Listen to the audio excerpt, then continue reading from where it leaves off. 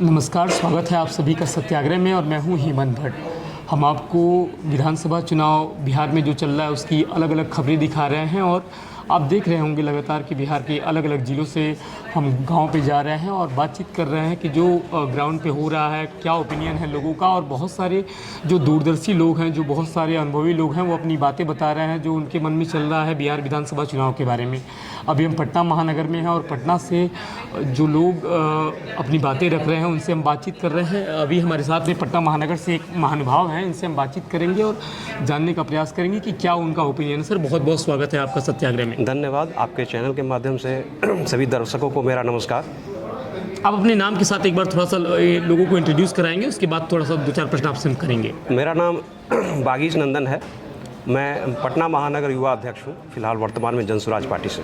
जी, एक बात बताइए बागीश जी कि पटना महानगर में हम घूम रहे हैं, पिछले 4-5 महीनों से बिहार में भी घूम रहे हैं। पटना पाटलिपुत्रा के नाम से प्राचीन से जाना जाता है, बड़ा विकसित इसकी नगर की सभ्यता रही है, जो मगध का और मौर्य का जो साम्राज्य था उस समय में। आज पटना की गलियों में इतनी गंदगी है, सारे जो नाले हैं वो चौक पड़े हुए हैं, कीचड़ भरा हुआ है और बार बार जो सरकारें चुन करके आ रही हैं। आपको क्या लग रहा है पटना महानगर का विकास क्यों रुका हुआ है?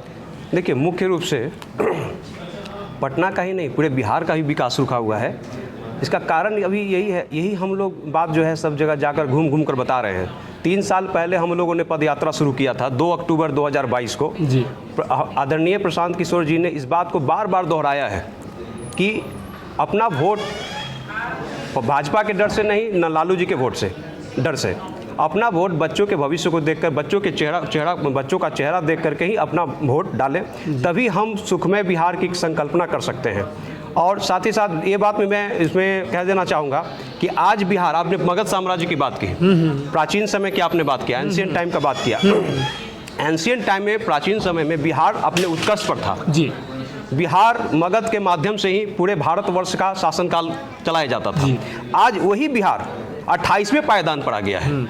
हम राज्य के मामले में सबसे निचले पायदान पर आ गए हैं। उसका कारण यही है कि यहाँ की जो राजनीतिक कुव्यवस्था है उसके वजह से हम बिहार जो है, आज हम लोग सबसे निचले पायदान पे हैं।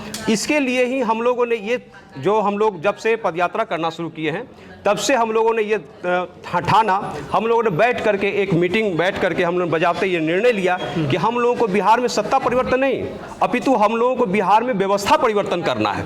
उसी व्यवस्था परिवर्तन को लेकर के हम लोग चल रहे हैं। जी, आप सुन रहे हैं बागीश जी को, ये कह रहे हैं कि सत्ता परिवर्तन नहीं, हम लोग जो है वो व्यवस्था परिवर्तन के लिए काम कर रहे हैं। एक बात बताइए कि जनसुराज, जितने भी लोगों से हम बातचीत करते हैं वो लोग कहते हैं कि जनता का सुंदर राज्य, और जो व्यवस्था को बनाने के लिए आपके जो नेता प्रशांत किशोर है वो लगातार हमलावर दिख रहे हैं और पार्टियों के ऊपर बिहार में अलग अलग जिलों में बहुत सारी यात्राएं कर रहे हैं। हम भी अभी पटना में हैं और पटना के जितने भी विधानसभा हैं उन विधानसभा क्षेत्रों में जा रहे हैं। आपको हम कीचड़ की बात बता रहे थे कि जैसे ही 2 घंटे की बारिश हो रही, पूरा शहर जो है वो पानी में लबालब हो जा रहा है। बार बार जो सरकारें चुन करके आ रही हैं, बार बार लोग जो है वो वोट कर रहे हैं, लेकिन उनके जीवन में बदलाव नहीं आ रहा है। नेता जो है वो मंच से आकर के बहुत बड़े बड़े भाषण कर रहा है। तो आप युवा हैं, आपने यहाँ की राजनीति को बार बार बदलते हुए देखा है। आपको क्या लग रहा है कि क्या कारण है कि पटना की जो दशा है वो नहीं बदल रही है? पटना पे थोड़ा सा फोकस करके बताइए। जहाँ तक पटना का विषय है या फिर बिहार का ही विषय है, तो बार बार एक ही व्यक्ति चुनकर आ रहे हैं या एक ही परिवार से व्यक्ति आ रहे हैं। हम लोगों ने घूम घूम कर 3 साल, पिछले 3 वर्षों में इसी संदेश को जो है दिया है आदरणीय प्रशांत किशोर जी के पद चिन्हों पर चलते हुए कि वोट इस बार जो है ये देखकर नहीं करना है कि कौन क्या है जी, हम लोग को वोट इस बात को देखकर करना है कि हम बेहतर भविष्य बिहार का कैसे बनाया जा सकता है। बच्चों का चेहरा देख करके, बुजुर्गों का पेंशन कम से कम 2000 रुपया हो। हम लोगों ने इस मुद्दा को उठाया था। हम लोगों ने 2000 रुपये की जो मांग की है, अभी जाकर के सरकार ने जस्ट कुछ महीने पहले, चुनाव से 1 महीने पहले 1100 उन्होंने किया है। 400 से 1100 अभी हम लोगों का अभी ये उसमें आंदोलन जारी है कि वो कम से कम 2000 रुपये होना चाहिए। उसके बाद जो है रोजगार का मुद्दा, उसके बाद पलायन का बहुत बड़ा मुद्दा है। पलायन अभी जो है छठ वगैरह में हमारे साथी भाई सब आते हैं, बिहारी भाई लोग एक जगह होते हैं छठ में, छठ महापर्व है हम लोग का, जो कि शुरू हो चुका है आज। तो ये पलायन का मुद्दा बहुत बड़ा मुद्दा है। पलायन के मुद्दे पर, रोजगार के मुद्दे पर, वृद्धों का जो पेंशन है उसके मुद्दे पर, स्त्रियों को समुचित रोजगार हो उसके मुद्दे पर, खेती किसानी में मुनाफा डबल हो उसके मुद्दे पर, इन सब मुद्दों को लेकर हम चल रहे हैं। एक्चुअल में क्या है कि हम ये साथ ही साथ ये भी युवाओं से जो है आह्वान ये भी कर रहे हैं, युवाओं और हमारे साथियों से, कि साथियों इस बार मुर्गा भात पर नहीं, या कोई 500 या 1000 रुपया दे दे उस पर नहीं, अपने बच्चों के भविष्य को देखते हुए, अपने साथियों, अपने परिवार का भविष्य को देखते हुए बिहार के सुनहरे भविष्य के लिए मतदान करें। यही बात हम लोग 3 वर्षों से भी चला रहे हैं और बहुत अच्छी तरह से हमें पूर्ण विश्वास है इस बार कि 2/3 बहुमत के साथ हम लोग व्यवस्था परिवर्तन करने जा रहे हैं। आप लगातार बता रहे हैं कि हम लोग व्यवस्था परिवर्तन करने जा रहे हैं। आज नहाने खाने के साथ जो है और छठ पर्व जो है शुरू हुआ है। पूरे विश्व से, भारत से जो लोग हैं वो छठ पर्व देखने के लिए, मनाने के लिए, उसमें शामिल होने के लिए बिहार आते हैं, पटना आते हैं। लगातार अलग अलग जगहों से जो तस्वीरें आ रही हैं, अलग अलग राज्यों से जो तस्वीरें आ रही हैं कि बिहार में जो आने वाले लोग हैं उनको जगह नहीं मिल पा रही है, वो ट्रेनों में उनको जगह नहीं मिल पा रही है, उनको रेलवे स्टेशन पर सोना पड़ रहा है। और ये तस्वीरें, ये इस साल की बात नहीं है, लगातार अनवरत ये तस्वीरें आती रही हैं। छठ के समय में जो लोग आपको देख रहे हैं, सुन रहे हैं, वो भी चाह रहे हैं, क्योंकि लगातार प्रशांत किशोर जी कह रहे थे कि इस बार आप छठ में आएंगे तो आपको फिर वापस जाना नहीं पड़ेगा कमाने के लिए, पलायन नहीं करना पड़ेगा। तो आपको लग रहा है कि जनता आप लोगों के मुद्दों को सुन रही है और विश्वास कर रही है, इसके बारे में क्या कहना चाहेंगे? बिल्कुल, इन्हीं सब मुद्दों को लेकर के ही हम लोग मैदान में धरातल पर हैं और इन्हीं सब मुद्दों को लेकर के हम जनता के बीच में हैं।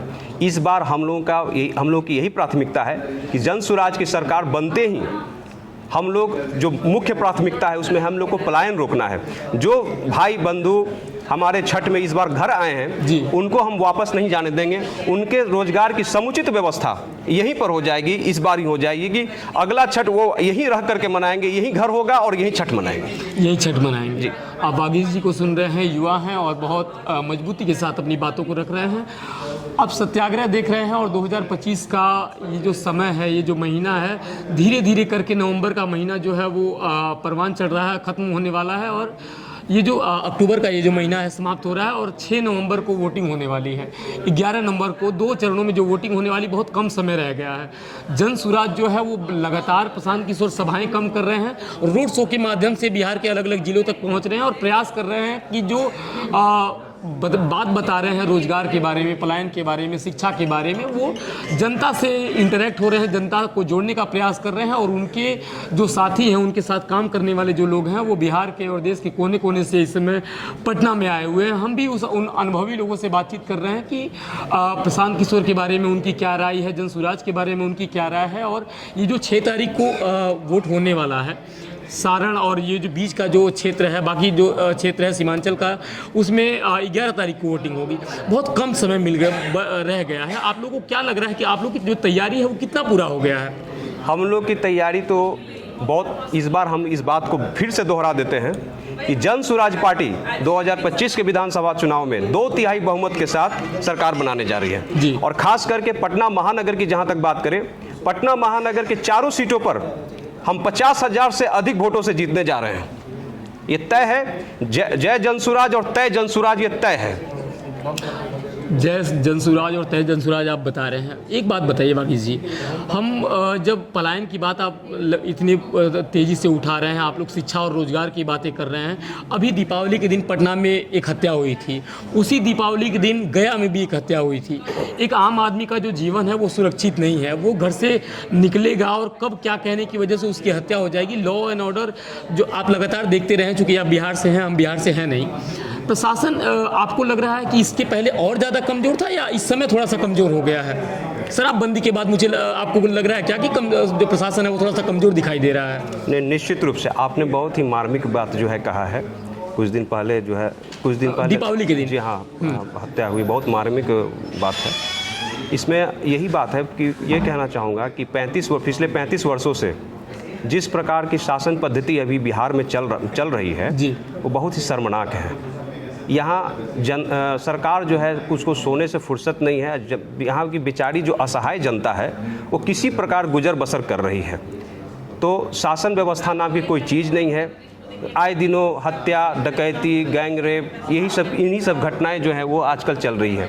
इसलिए हम लोग इसी बात को लेकर के चल रहे हैं कि यहाँ पे सत्ता परिवर्तन नहीं, व्यवस्था परिवर्तन करना होगा। व्यवस्था परिवर्तन के मूल में इन्हीं सब बिंदुओं को लेकर है कि हर एक पॉइंट पर, हर एक मुद्दे पर एक समुचित व्यवस्था बनाएं, ताकि वाकई में एक नागरिक को जो खुशहाल जीवन होना चाहिए वो मिलना चाहिए। अब युवाओं का विजन रख रहे हैं, करीब 64-65% युवा बिहार में हैं। सबसे ज़्यादा पूरे देश में सबसे ज़्यादा युवा जो है वो बिहार में है। इमरजेंसी के बाद जयप्रकाश नारायण जब आए थे तो उन्होंने कहा था कि जिस ओर जवानी चलती है उस ओर जमाना चलता है। आपको क्या लग रहा है, जो बिहार का युवा है वो भटका हुआ है या उसे अब दिशा मिल गई है? नहीं, बिल्कुल। अब एक बात को मैं ये कहना चाहूँगा कि अभी तक जो वोटिंग बिहार में हो रहा है जी, तो उसमें लालू जी के डर से भाजपा को, भाजपा के डर से लालू जी को, युवाओं के पास विकल्प भी नहीं था। अभी विकल्प है और हमारे युवा साथी जो हम लोग घूम रहे हैं चारों विधानसभा में, मैं खास करके पटना महानगर में ही देख रहा हूँ, तो चारों विधानसभा में हमारे युवा साथी काफ़ी जोश में हैं, उत्साह में हैं और इस बार निश्चित रूप से वो प्रण कर चुके हैं कि हमको अब व्यवस्था परिवर्तन करना है यहाँ पे जी। और युवाओं में खास उत्साह उमंग है। अगर आप फील्ड में जाएंगे, खास करके मैं पटना महानगर की ही बात कर रहा हूँ, बाहर में भी यही स्थिति है। फील्ड में आप जाएंगे, युवाओं से अगर आप बात करेंगे तो केवल जनसुराज ही जनसुराज आप नाम सुनेंगे, केवल जनसुराज का ही नाम सुनेंगे, बिल्कुल तय। जब हम कुम्हरार, आप दीघा की बात करें, कुम्हरार की बात करें, जब हम राजेंद्र नगर के जब वो जो क्षेत्र है, जब हम उन गलियों में जाते हैं तो बहुत सारा कीचड़ और दुर्गम व्यवस्था है, उधर जाने लायक है नहीं। आपको क्या लग रहा है कि एक केसी सिन्हा जी को वहाँ से टिकट मिला है, प्रबुद्ध हैं, पूरे बिहार में उनके द्वारा लिखी गई किताबें लोग जो गणित जो है वो लोग पढ़ते रहे हैं, एक शिक्षक आया हुआ, आपको क्या लग रहा है कि इस बार कुम्हरार विधानसभा में और जो पटना के जो 4 विधानसभा है उसमें क्या माहौल बन रहा है?